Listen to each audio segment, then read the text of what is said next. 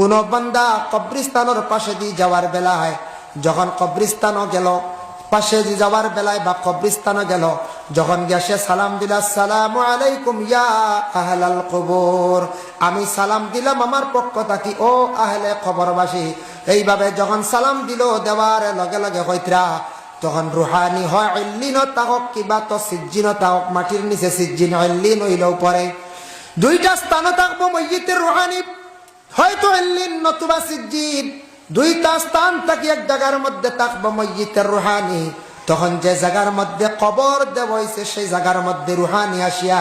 তখন দেখে বুঝে দেন খে আমারে সালাম দিলা, খে আমার লাগি পড়াশোনা করডা রে, খে আমার লাগি দোয়া করডা। তখন রুহানিটা গন্তব্যস্থলে মানে কবর যে স্থান, যে জায়গার মধ্যে কবর দেওয়া হয়েছে সেই জায়গার মধ্যে রুহানিটা ইয়া পৌঁছিয়া বন্দা আপনার সালামের জবাব দে,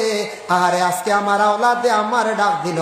আমার লাগি পড়াশোনা করলো, দোয়া করলো, এর লাগি বাবা মসজিদ গুলোরে আমরা কি করি কবরস্থানের মধ্যে গিয়া আসসালামু আলাইকুম ইয়া আহলাল কবর হয়ে সালাম দেই না, না দেই না, দেই জায়েজ আছে, দেই জানি মসজিদ গুলোরে ইয়াদ করতা, স্মরণ করতা। মসজিদ গুলোরে যদি ইয়াদ করেন না, স্মরণ করেন না, আমি এলে একদিন কবর বাস হইমু, আমার ইয়াদ করবো না কোন যায়, জি না,